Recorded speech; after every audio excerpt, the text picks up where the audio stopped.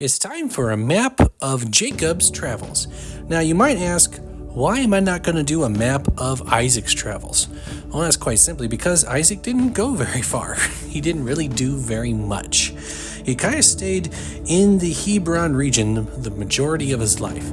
However, we do know that Jacob, his son, after he cheated Esau out of his birthright, he fled all the way back up to Haran. Now, you've heard about Haran. This is where his mother came from when Abraham sent a servant to find a wife for Isaac.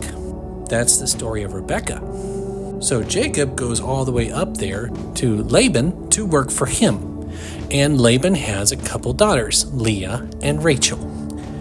So it's in Haran that Jacob works 7 years for Rachel, ends up with Leah, works another 7 years for Rachel again, finally gets her, and then to escape the wickedness of Laban and his scheming, he decides to flee back home. Now, at the time of Jacob's return, he's heading back down to Hebron. However, Esau is living in the Edom area. So when he hears that Jacob is returning, he wants to meet with him and heads up this way towards Penuel, Succoth, and Mahanaim. Now, Jacob's still a bit of a coward. He sends his servants on ahead. He sends all his flocks on ahead. He even sends his kids and his wives on ahead. He himself is last. Just in case all of them died, he could still survive. Yeah, he's that kind of coward. Now, in that Shechem area, that is where God wrestled with Jacob and blessed him and called his name Israel.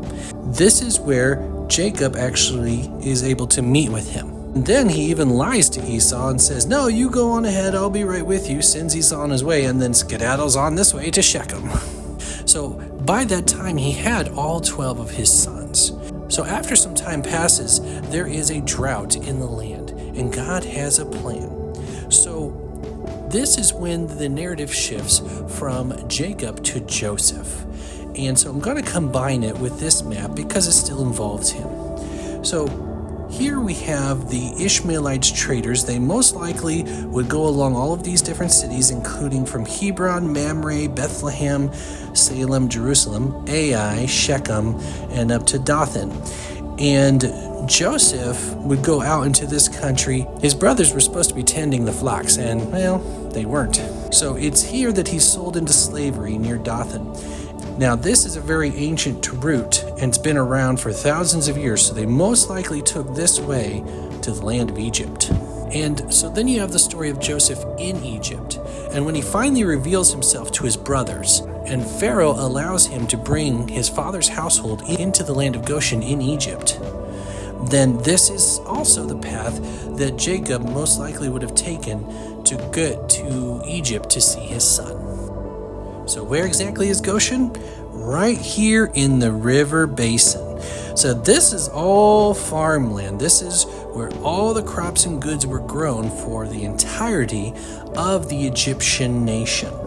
Joseph and Jacob both would have taken this path into the land of Egypt where all these big cities are, and this is where most of the trade would have been done with neighboring countries. Now, Jacob, when he dies, his body does take this path back because he wants to be buried in what would later be known as the land of Israel. Now, Joseph, before he dies, he makes a request. He asks that his bones be buried in the same land as his fathers. So when we get to the time of the Exodus, they actually take his bones with him, and he makes this trek back one last time.